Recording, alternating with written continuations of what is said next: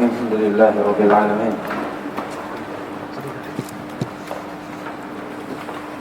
Wa bihi nasta'inu 'ala umuri dunya waddin. Asyhadu an la ilaha illallah wahdahu la syarika lah. Wa asyhadu anna Muhammadan 'abduhu wa rasuluh. Sallallahu alaihi wa ala alihi wa sahbihi wa sallam.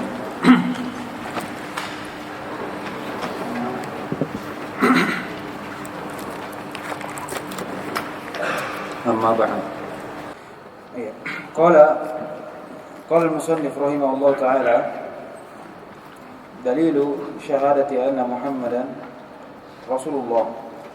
Qauluhu ta'ala laqad ja'akum rasulun min anfusikum azizun 'alaihi ma 'anittum harisun 'alaikum bil mu'minina raufur rahim.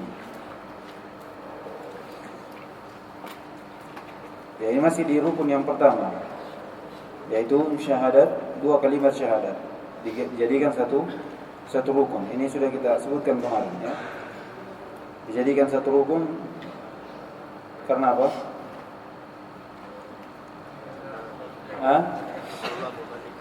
Iya, karena Rasulullah menyampaikan risalah yang dia diutus dengannya. Iya, dari Allah Subhanahu wa ta'ala. Kemudian yang kedua, ya, karena syarat diterimanya suatu amalan itu dengan terkumpulnya dua hal, yaitu ikhlas kepada Allah dan ada mutaba'ah sesuai dengan contoh Nabi sallallahu alaihi wasallam. Baik. Kemudian makna dari syahadat Allah ya Allah sudah dalilnya jelas, maknanya juga jelas. Kemudian masuk di pembahasan tentang syahadat anna Muhammad Rasulullah. Dalilnya laqad ja'akum rasulun min anfusikum, yaitu telah datang pada kalian rasul, yaitu Muhammad sallallahu alaihi wasallam, dari diri-diri kalian. Ya, maksudnya manusia sama dengan kalian atau dari golongan kalian.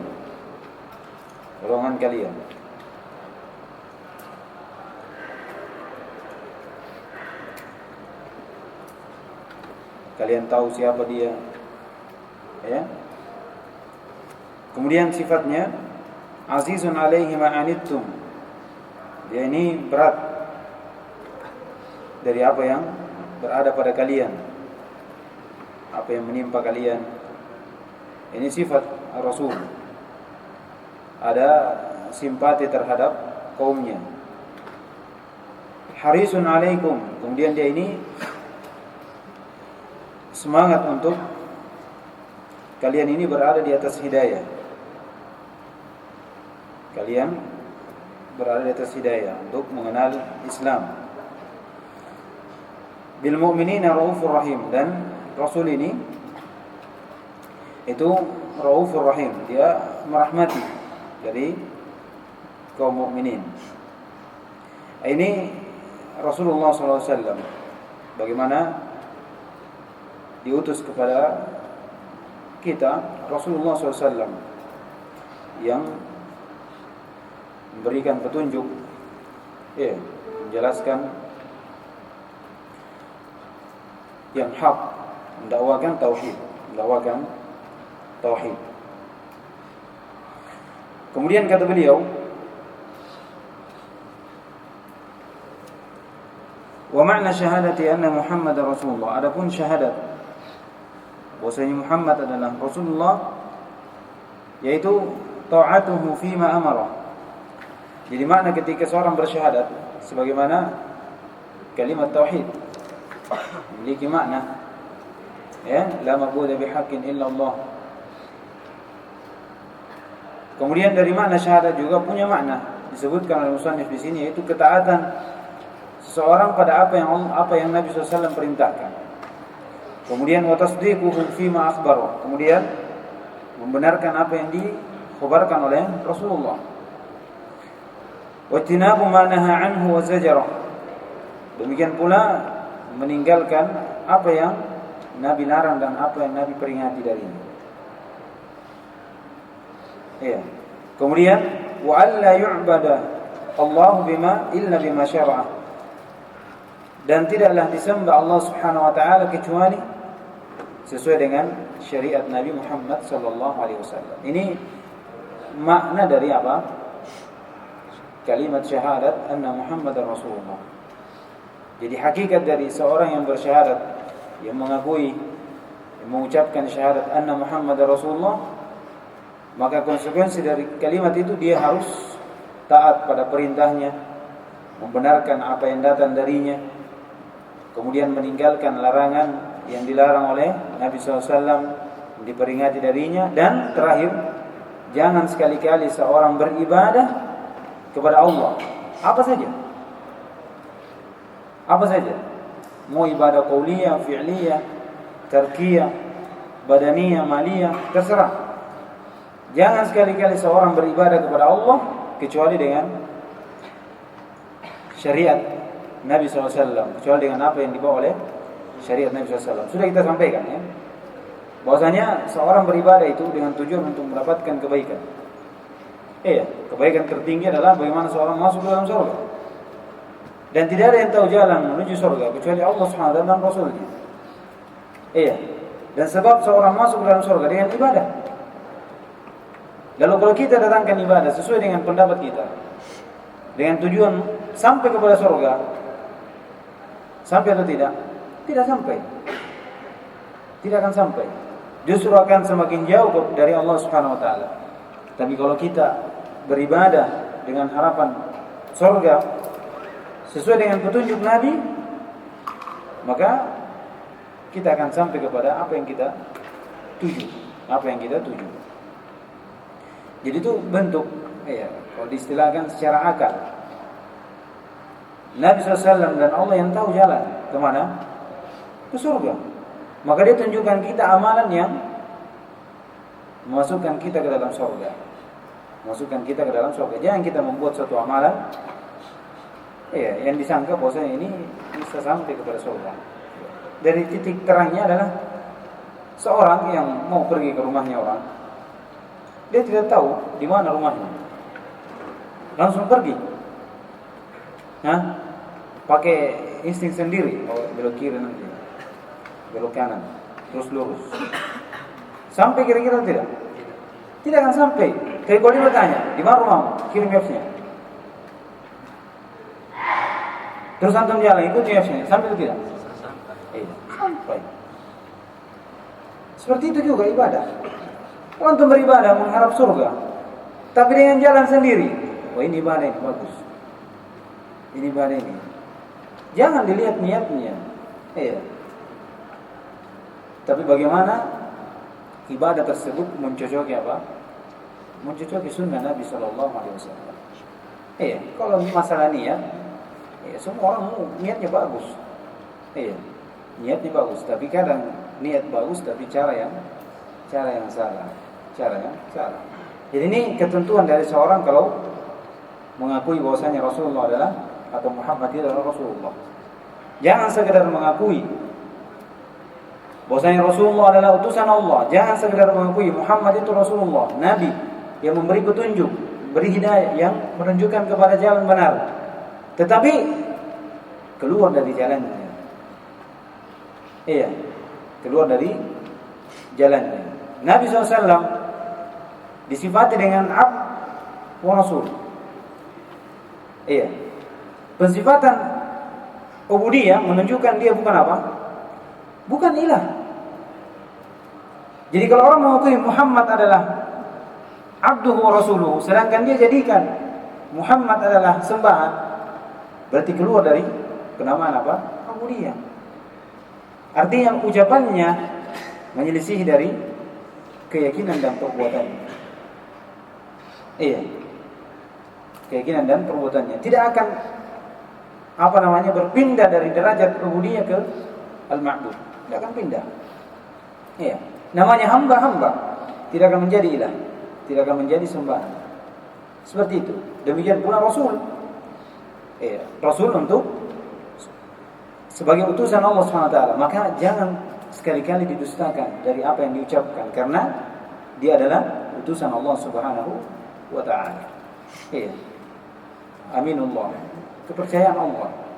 Iya, ala ta'manuni wa ana aminun man fis sama, kata Nabi. Tidak kamu percaya kepadaku, sayalah kepercayaan siapa yang ada di langit, yaitu kepercayaan Allah Subhanahu wa taala. Iya, akan datang nanti rukun dari syahadat anna Muhammad Rasulullah. Baik. Jadi itu hakikat dari makna seorang yang bersyahadat anna Muhammad Rasulullah. Dia harus taat pada perintahnya, kemudian membenarkan ucapannya, kemudian meninggalkan larangannya, peringatan yang Nabi SAW peringatkan. Kemudian yang terakhir adalah jangan sekali-kali seorang beribadah dengan maksud mendapatkan kebaikan, mendapatkan surga, kecuali dia beribadah sesuai dengan jalan Nabi sallallahu alaihi wasallam. Wa alla yu'bada Allah illa bima syara'a. Janganlah sekali-kali Allah disembah kecuali dengan apa yang Nabi sallallahu alaihi wasallam syariatkan. Karena dia tahu jalan menuju surga Allah Subhanahu wa taala.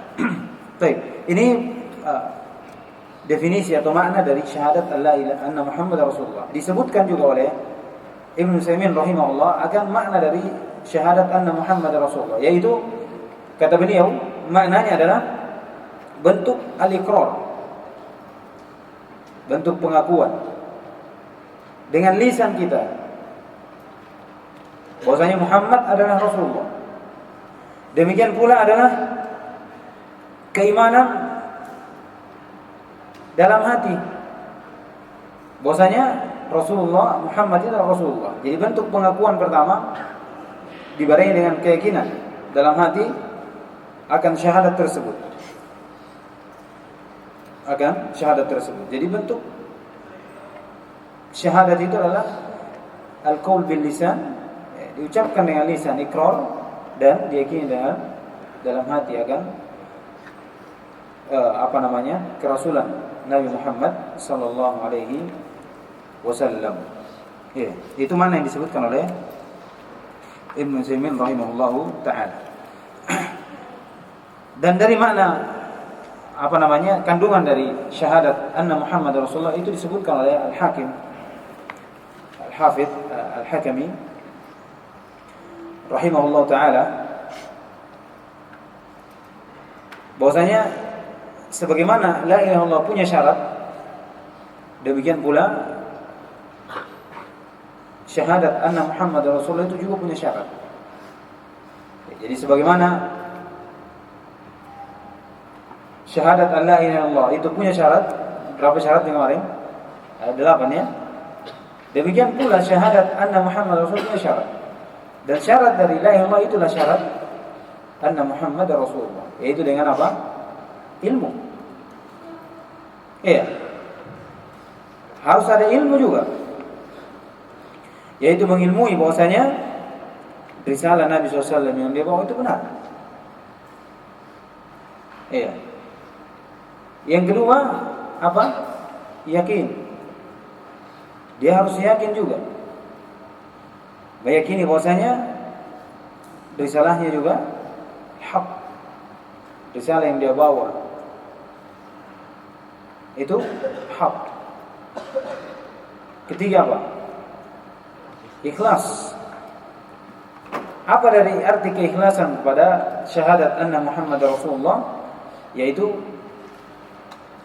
bahwasanya seorang masuk ke dalam agama Nabi Muhammad dalam keadaan dia ikhlas, mengikuti agama Nabi Muhammad dalam keadaan dia ikhlas, bukan karena riya,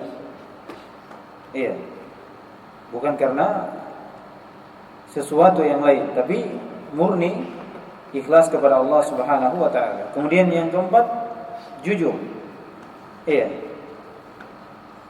As-sidq, dia harus jujur pada apa yang dia yakini dari kenabian Muhammad SAW dan kerasulannya. Demikian pula jujur dari apa yang dia yakini pada risalah yang dibawa oleh Nabi sallallahu alaihi wasallam. Dia membenarkan dari risalahnya dan tidak mendustakan. tidak mendustakan risalahnya. Kemudian yang kelima mahabbah. Dia cinta kepada syariat Nabi Muhammad SAW, cinta kepada Nabi, cinta kepada apa yang dibawa. Iya. Cinta kepada syariatnya. Kemudian yang keenam, al-qabul. Nah, ini penerimaan dari apa yang dibawa oleh Nabi SAW. Jangan ada penolakan dari hal tersebut. Kemudian yang terakhir, al-inqiyad, yaitu seorang tunduk dari apa yang Nabi SAW perintahkan. Tunduk pada apa yang Nabi SAW perintahkan. Tunduk kepada syariat yang dibawa. Tunduk kepada risalah-risalah. Dalamnya ada hukum, larangan, dan perintah. Kita tunduk untuk mematuhi hal tersebut. Itu syarat dari syahadat anna Muhammad dan Rasulullah. Dan disebutkan oleh Syekh Shalih Al-Fauzan hafizahullah bahwasanya syarat ini juga punya rukun. Kalau la ilaha illallah rukunnya apa? Nafi wal isbat. Kalau ini rukunnya apa? Iya. Kenafian dan penetapan juga. Dia punya dua rukun. Rukun pertama, kita harus meyakini bahwasanya dia adalah seorang hamba. Ini yang pertama. Anna Muhammadan abduhu. Keyakinan pertama, dia harus mengetahui, dia harus meyakini bahwasanya dia hanyalah seorang hamba. Tidak lebih daripada itu. Ini untuk supaya dia tidak disembah sebagaimana orang-orang yang gulu terhadapnya. Gulu sufiyah, gulu terhadap Nabi Muhammad SAW sampai dijadikan sebagai sembahan. Ada keyakinan tersendiri pada Nabi SAW. Terlebih dia sudah meninggal.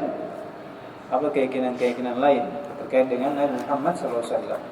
Dia minta istighosah kepadanya. Dan selainnya.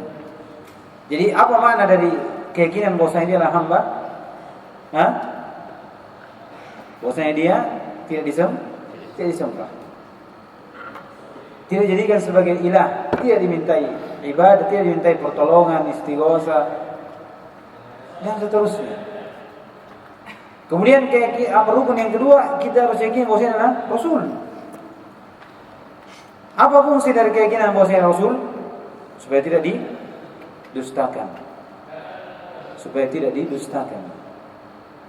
Jadi dua keyakinan ini itu akan membantah dua kelompok yang kita sebutkan tadi, yang menjadikannya sebagai sembahan padahal dia adalah derajatnya sebagai seorang hamba. Seorang hamba. Kemudian kita yakini bahwasanya dia adalah seorang rasul supaya dia tidak didustakan. Tidak didustakan dan kita tidak bermudah-mudahan. Tidak ada tafrid terhadap Rasulullah SAW dari apa yang diucapkan, apa yang dikhabarkan. Itu sebagaimana ubudiyah, kita tidak gulu terhadapnya, tidak gulu. Bisa dipahami ini? Itu makna dari syahadat.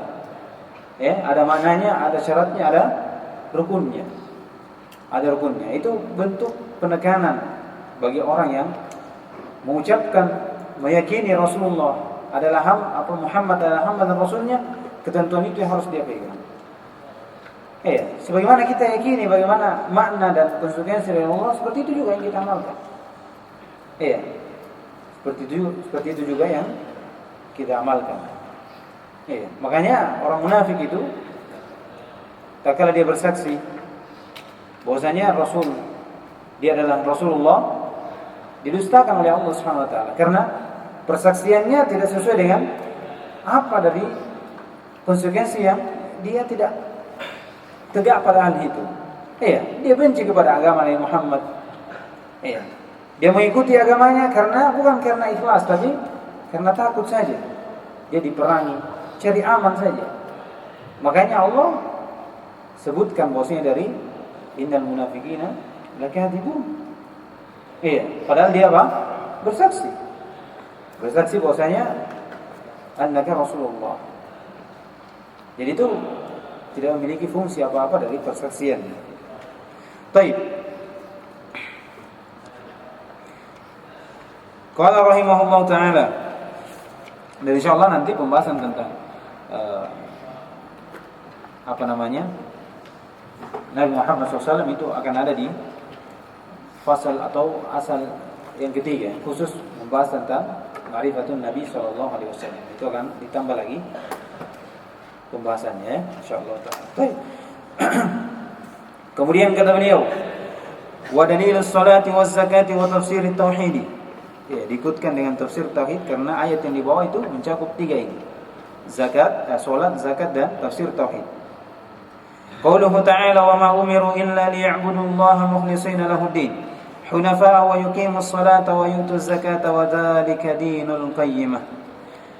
Di ayat ini mencakup tiga pembahasan. Pembahasan tentang bahwasanya salat itu dari rukun Islam. Yang kedua, kemudian zakat rukun Islam. Yang ketiga, demikian pula pembahasan tafsir tauhid. Iya. Disebutkan di sini karena tercakup dalam ayat. Wa ma umiru illa liya'budullaha mukhlishina lahud-din. Ini dia. Inilah tafsir tauhid. Bahwasanya ibadah itu hanya kepada Allah Subhanahu wa taala, diikhlaskan untuknya seluruh agama. Iya, la ilaha illallah. La ilaha illallah. Dan ini sudah kita lewati. Pembahasannya adalah bagian dari agama itu adalah sholat. Iya. Bagian dari agama adalah sholat. Demikian pula zakat. Kata Allah, "Ma umiru illa liya'budullaha mukhlishina lahu-din hunafa." Tidaklah mereka diperintah kecuali untuk beribadah kepada Allah dalam keadaan mengikhlaskan untuknya agama, hunafa. Iya, hanif. Sudah lewat ya, mukbil. Apa pengertiannya? Al-mukbil 'ala Allah wal-mu'rid 'amma siwa, itu hanif. Iya, menghadap kepada Allah Subhanahu wa taala dan berpaling dari selainnya. Itu namanya apa? Hanif. Wa yuqimus salata wa yutuz zakat. Kemudian diperintah juga untuk mendirikan salat dan mengeluarkan zakat. Kemudian kata Allah, "Dzalik wa dzalika dinul qayyim." Itulah agama, disebut dengan agama. Itulah agama yang lurus. Agama yang lurus. Di dalamnya ada salat, ada tafsir kalimat tauhid. Kemudian di situ ada perintah salat dan di situ ada perintah zakat. Di situ ada perintah zakat. Dan salat sendiri itu secara bahasa adalah doa. Jadi salat itu kalau diistilahkan secara bahasa doa. Iya. Doa. Kata Allah Subhanahu wa taala, "Shalli 'alaihim fa inna salataka sakanun lahum." Ini Nabi SAW diperintah. Shalli 'alaihim. Iya. Yaitu berdoa atas mereka. Karena doamu itu kebaikan, ketenangan untuknya. Itu salat secara apa? Secara bahasa, yaitu doa. Adapun secara istilah, secara syariat, ini sudah luas, ya. Makna yang khusus pada pembahasan tentang salat secara kalau didefinisikan secara syariat, yaitu at-ta'abbud lillah, bentuk peribadatan untuk Allah Subhanahu wa taala bi aqwalin wa af'alin, ya. Dengan ucapan ataupun perbuatan, ya. Mubtadi'atun bitakbiri wa muntahiyatun bitaslim. Dimulai dengan takbir dan ditutup dengan salam. Itu namanya apa? Salat secara syariat. Kalau di sini sudah keluar berarti. Iya, sudah mencakup makna khusus dari salat itu, yaitu gerakan-gerakan bentuk peribadatan kepada Allah dengan udahnya ucapan, perbuatan. Kemudian hal tersebut dimulai dengan takbiratul ihram, kemudian ditutup dengan salam. Itu definisi dari salat, definisi dari salat. Dan salat sendiri itu disyariatkan pada sebelum Nabi SAW hijrah ke Madinah. Jadi salat yaitu di malam Lailatul Isra. Disitulah perintah sholat. Ya, sudah kita lewati di mana ya? Sudah. Sudah nasirah. Iya, betul. Sudah kita lewati. Ya, bahwasanya sholat itu diperintah di sebelum hijrah Nabi SAW dan sebelum hijrah ini diperselisihkan, ya. Ya, di peristiwa Isra Mi'raj ini diperselisihkan apakah ada 3 tahun sebelum hijrah, 6 bulan sebelum hijrah. Ya. Ada beberapa akwal, tapi sepakat bahwasanya sholat itu diwajibkan sebelum apa? Hijrahnya Nabi SAW dan setelah meninggalnya Khadijah. Setelah meninggalnya Ummul Mukminin Khadijah radhiyallahu taala anha. Itu syarat awal kali diperintah sholat. Dan sholat ini kewajiban, jelas. Iya, kewajiban untuk seorang muslim mukallaf. Iya. Seorang muslim mukallaf. Tidak boleh orang meninggalkan sholat. Siapa yang meninggalkan sholat dengan keyakinan bahwasanya bentuk pengingkaran, maka ini kufur. Meninggalkan sholat, ya, dalam bentuk pengingkaran, maka ini hukumnya apa? Kekufuran. Adapun orang yang meninggalkan dalam keadaan dia malas-malasan, ini diperselisihkan di kalangan ulama, apakah dia kufur atau masih dalam golongan kaum muslimin. Kenapa diperselisihkan? Karena ada dalil yang menunjukkan bahwasanya seorang meninggalkan sholat itu kufur. Baik itu meninggalkan dalam keadaan mengingkari, kalau ini jelas pengingkaran, ya. Atau meninggalkan dalam keadaan dia malas-malasan.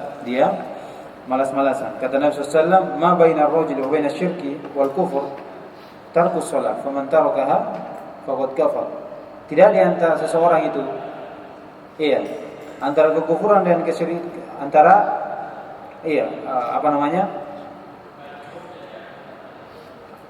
kekufurannya dengan keadaannya dia seorang muslim itu dengan meninggalkan sholat. Maka siapa yang meninggalkan sholat, maka dia telah kufur.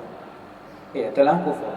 Dan perselisihannya kuat, ya, di antara seorang berpendapat bahwasanya meninggalkan sholat itu kufur. Kata Syekh Muhammad Aman Al-Jami rahimahullah ta'ala, ini poin penting untuk seorang yang meninggalkan sholat. Kata Syekh Muhammad Aman Al-Jami rahimahullah, cukuplah, kata beliau, cukuplah keadaan orang yang meninggalkan sholat itu diperselisihkan di tengah ulama keadaannya.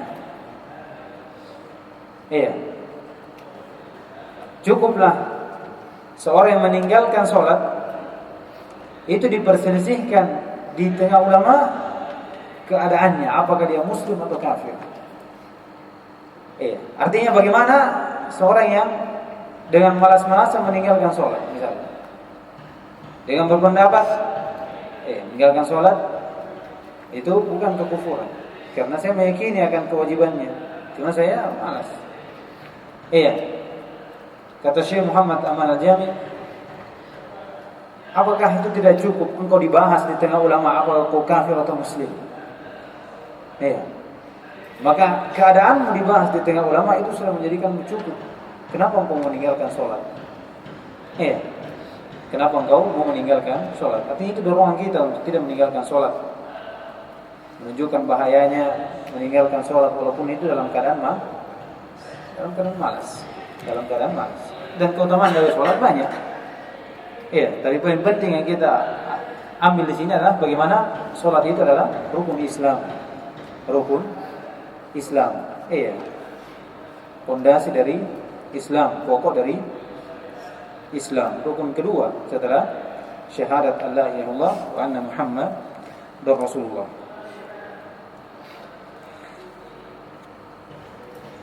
Baik, kemudian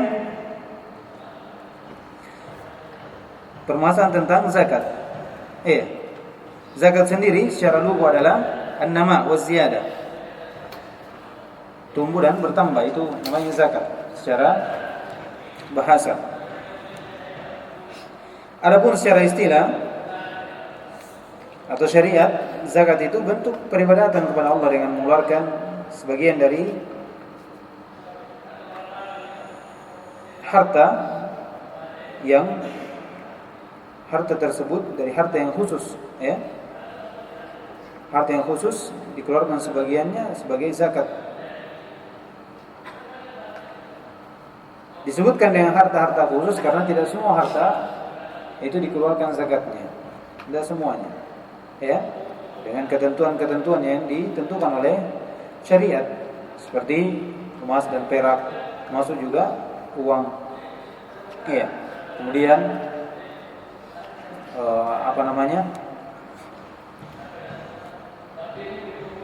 barang yang didagangkan, ya. Kemudian apalagi apa yang keluar dari bumi, ya, dengan syarat ketentuannya ada. Kemudian hewan, ya, hewannya ini tidak semuanya juga dibatasi, cuma onta, sapi dan kambing. Nah, ini ada pembahasan.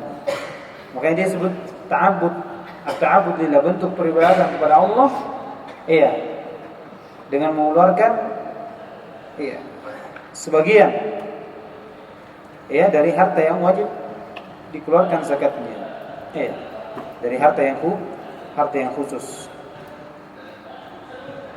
Ditambah lagi dengan dikeluarkan kepada penerima zakat yang tertentu juga, disebutkan dalam surah Taubah itu. Cuma ada 8 golongan yang menerima zakat, tidak semuanya juga. Tidak semuanya juga. Itulah ibadah. Ibadah itu sudah ditentukan. Kita lihat ini lebih pantas, ini lebih bagus, harta ini lebih. Ini ta'abbud, bukan sangkaan-sangkaan ini lebih bagus, ini bagus, enggak. Artinya kita sesuai dengan petunjuk Nabi SAW, petunjuk Al-Quran dan Sunnah. Tidak keluar dari situ, tidak keluar dari situ. Adapun diwajibkannya zakat itu diperselisihkan. Ada yang mengatakan ini disyariatkan di Mekah, ada yang mengatakan disyariatkan di Madinah. Dan disebutkan oleh Muslimin rahimahullah bahwasanya zakat itu disyariatkan di Mekah, namun perincian-perinciannya itu disebutkan di mana? Di Madinah. Tatkala sudah Nabi SAW telah hijrah ke Madinah. Baik, kemudian hukum meninggalkannya ini jelas. Kalau dia mengingkar dalam keadaan juhud, dia tahu hukumnya wajib, kemudian dia tinggalkan, dia ingkari, maka ini masuk dalam kekafiran. Jatuh dalam kekafiran.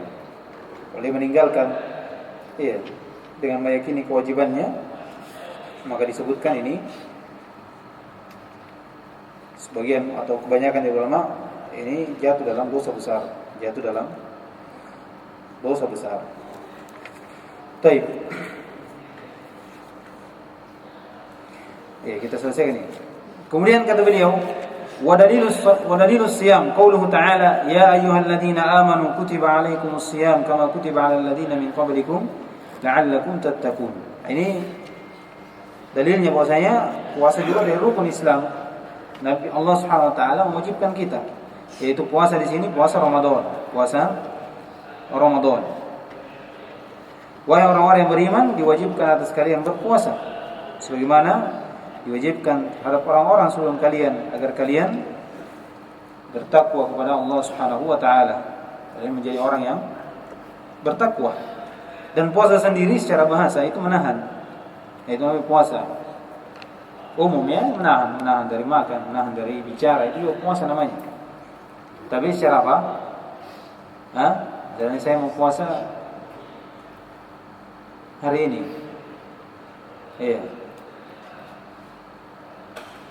Antum bahasakan puasa itu puasa dari makan, misalnya. Antum lihat makan dia, katanya puasa. Dia tidak ngomong sampai besok. Saya kemarin saya puasa ngomong sama semua orang-orang. Ya itu ada. Masuk dalam bahasa apa? Masuk dalam istilah secara bahasa. Masuk dalam definisi secara bahasa, itu menahan. Itu namanya puasa, al-imsak. Al-imsak. Adapun secara istilah yaitu bentuk peribadatan pada Allah Subhanahu wa taala. Jadi selalu kalau definisi tentang ibadah itu dimulai dengan ibadah, peribadatan. Kenapa? Karena kadang seorang melakukan sifat yang sama tapi bukan ta'abbud, maka itu bukan ibadah namanya. Misalnya seorang menahan dari makan dan minum, tapi bukan untuk ta'abbud, dengan maksud lain supaya dia kurus misalnya, atau dia tidak ada uang, makanya dia tahan lapar 1 hari 1 malam. Ibadah atau tidak? Tidak dihitung ibadah, karena memang dia bermaksud seperti itu, walaupun di atas sifatnya, tapi tidak ada maksud ta'abbud. Makanya setiap definisi dari ibadah itu banyak-banyak dimulai dengan apa? At-ta'abbud lillah. Seperti apa? Salat, ta'abbud lillah. Zakat, ta'abbud lillah. Seperti juga ini apa? Seperti juga akan datang nanti haji, bentuk ta'abbud. Artinya kalau dia sama dengan gerakan, dengan maksud, terlihat dengan zahirnya seperti itu, tapi kalau tidak ada ta'abbudnya, maka tidak dihitung sebagai ibadah. Sama dengan mandi. Mandi atau wudu. Dia ke tempat wudu, dicuci tangannya, dicuci mulutnya, cuci mukanya, semuanya. Kalau dia tidak niatkan ta'abbud, tidak dapat apa-apa. Dia cuma dapat dingin saja. Tapi kalau dia niatkan ta'abbud, maka dia akan mendapatkan pahala dengan wudunya. Begitu pula mandi dan seterusnya. Dan seterusnya. Jadi bentuk ta'abbud lillah bitarkil akli wasyurb wal jima' wa sa'iril mufattirat min tulu'il fajr ila ghurubis syams. Jadi bentuk peribadatan kepada Allah dengan meninggalkan makan dan minum, hal-hal yang membatalkan puasa, dari terbit fajar sampai terbenamnya matahari. Itu sifat dari puasa. Sifat dari puasa secara syariat, menahan makan dan minum dan pembatal-pembatal dari puasa tersebut, mulai dari terbit fajar sampai terbenamnya matahari. Kemudian diwajibkan zakat itu pada tahun kedua setelah hijrah Nabi SAW. Kemudian kata beliau, wa dalilul haji qauluhu ta'ala walillahi 'alan nasi hajjul baiti man istata'a ilaihi sabila wa man kafara fa innallaha ghaniyyun 'anil 'alamin. Dan dalilnya haji, kata Allah Subhanahu wa taala, kewajiban untuk Allah, kewajiban terhadap manusia itu berhaji ke Baitullah Al-Haram. Namun dengan qaid bagi siapa yang mampu untuk menuju ke sana. Dia punya jalan dari sisi biaya dan dari sisi apa? Tenaga, kemampuan fisik untuk dia melaksanakan ibadah haji. Ini wajib dengan qaid man istata'a ilaihi sabila. Man istata'a ilaihi sabila. Ini dia wajib. Dia wajib untuk menunaikan haji. Apa makna dari wajib menunaikan haji man istata'a ilaihi sabila? Bukan berarti kalau dia tidak mampu tidak wajib, enggak.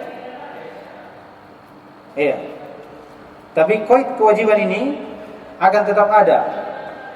Selama dia belum haji, maka dia punya wajib berhaji. Tapi artinya kalau dia meninggal belum berhaji dan meninggalnya ini dalam keadaan dia tidak mampu haji, maka dia tidak berdosa. Itu maknanya. Bukan berarti tidak wajib, sudah gugur kewajiban, tidak usah. Bukan seperti itu. Dibedakan maknanya. Dikuat dengan man istata'a ilaihi sabila menunjukkan bahwa itu kewajiban. Bagi orang yang mampu. Bagi orang yang mampu. Bukan berarti kalau dia tidak mampu, tidak kewajiban lagi. Tidak ada. Tetap ada zimmah. Selama dia hidup, sebelum dia melaksanakan haji, tetap dia dituntut untuk melaksanakan haji. Artinya kalau dia meninggal belum berhaji, berdosa atau tidak? Tidak berdosa. Karena selama hidupnya dia tidak mampu. Tapi kapan dia mampu tidak berhaji?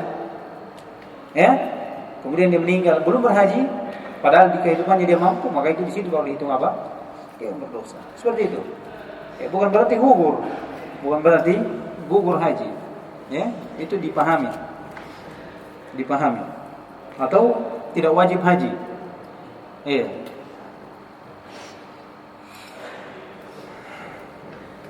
Kata Allah Subhanahu wa taala, "Walillahi 'alan nasi hajjul bait man istata'a ilaihi sabila." Ini poinnya.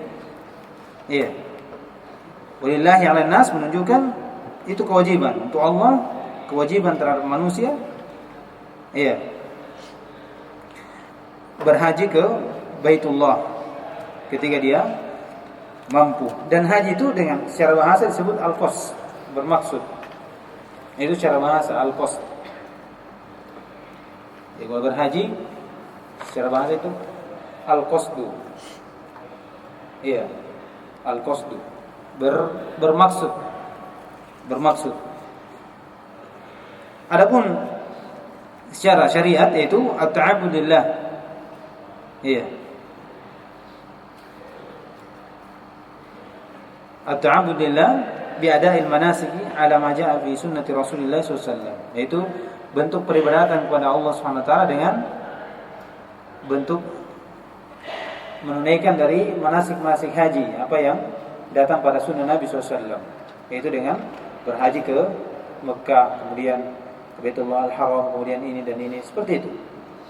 Itu definisi secara syariat, yaitu beribadah kepada Allah, peribadatan kepada Allah dengan menunaikan dari manasik-manasik haji, sebagaimana apa yang datang dari Nabi SAW. Hajinya Nabi SAW di mana? Di Mekah. Itu bagian dari manasik, bagian dari manasik yang datang dari Nabi SAW. Khudu anni manasikakum, kata Nabi SAW. Khudu anni manasikakum. Dan disebutkan bahwasanya haji ini disyariatkan di tahun ke-9. Iya, di tahun ke-9 setelah hijrah Nabi sallallahu alaihi wasallam. Dan meninggalkan haji sebagaimana rincian dari meninggalkan zakat. Demikian pula puasa, kalau dia meninggalkan dalam keadaan dia tahu kewajibannya dan dia mengingkari, maka ini kufur. Adapun dia meninggalkan karena dia tidak mau, tapi meyakini kewajibannya, maka disebutkan dia itu dalam dosa besar. Kecuali permasalahannya dari permasalahan sholat. Ini kuat. Apakah dia kufur atau tidak kalau dia meninggalkan sholat dalam keadaan dia malas-malasan. Dia tahu kewajibannya tapi dia meninggalkan cuma karena malas. Perselisihannya kuat. Bahkan banyak dari ulama itu menjadikan seorang meninggalkan sholat ini kufur. Karena sholat itu adalah perkara yang besar. Disebutkan oleh Al-Qurtubi rahimahullah bahwasanya dia nukil dari beberapa ulama juga, dari ucapan ulama, bahwasanya sholat itu tidak sama dengan ibadah yang lain. Sholat itu tidak sama dengan ibadah yang lain, tidak sama dengan zakat, tidak sama dengan puasa, tidak sama dengan haji. Seorang yang kita tidak tahu apakah dia ini mengucapkan syahadat atau tidak, ya kan? Kita tidak tahu, tidak pernah dengar, tidak pernah lihat. Tapi kalau kita lihat dia sholat, apa yang kita hukumi? Muslim. Tanpa kita kenal apakah dia ucapkan syahadat atau tidak, tidak tidak memandang lagi ke sana. Tak kala kita lihat dia masuk masjid sholat dengan sesuai dengan sholatnya seorang Muslim, apa antum hukumi? Muslim. Kenapa antum bisa hukum Muslim sedang antum tidak tahu dia ucapkan syahadat atau tidak? Bagaimana menunjukkan sholat itu pengaruhnya sholat? Kadang kita hukumi seorang Muslim hanya dengan melihat dia sholat, yang kita tidak bisa hukumi kalau dia hanya berhaji saja atau berpuasa atau melakukan zakat. Tidak bisa kita hukumi sebagaimana kita hukumi kalau kita lihat dia melaksanakan sholat. Jadi ini ucapan perkara sholat itu bukan perkara kecil. Makanya orang yang meninggalkan dalam keadaan dia malas-malasan, itu sudah diperselisihkan ulama apakah dia. Kata Nabi SAW, al-ahdu bainana wa bainal kufri tarkus sholat.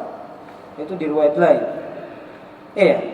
Artinya janji perjanjian antara kita dengan kesyirikan itu, kekufuran itu meninggalkan sholat. Faman tarakaha faqad kafar, sudah. Siapa meninggalkan sholat, maka dia telah kufur.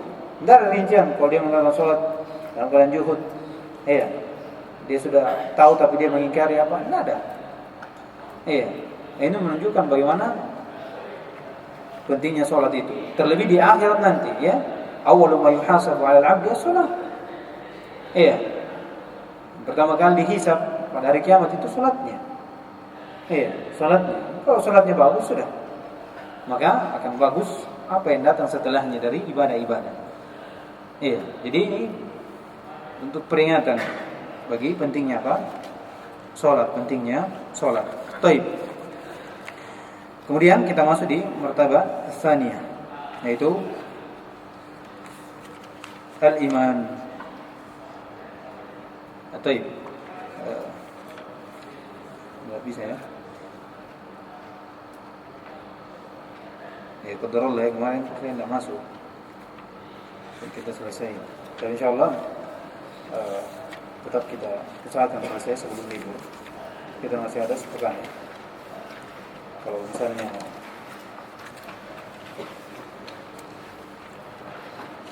nanti dilihat insyaallah, mungkin kita tambah hari Ahad mungkin. Nanti dikabari ya. Kalau misalnya saya masuk hari Ahad, hari Sabtu nanti dikabari. Hari Sabtu jam berapa terakhir belajar?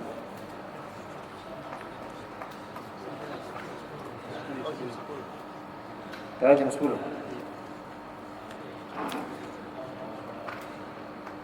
Terakhir jam 10 berarti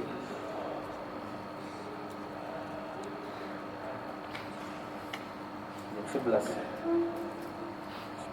10 sudah tidak ada pelajaran. Sampai jam 10. Maksudnya jam 10 sudah kosong begitu. Oh, iya, berarti kita masuk jam 10 pas ya, misalnya setelah pelajaran terakhir. Kalau saya jadi masuk, kita masuk. Nah, subhanallah wa bihamdik, asyhadu an la ilaha illa anta, astaghfiruka wa atubu ilaik.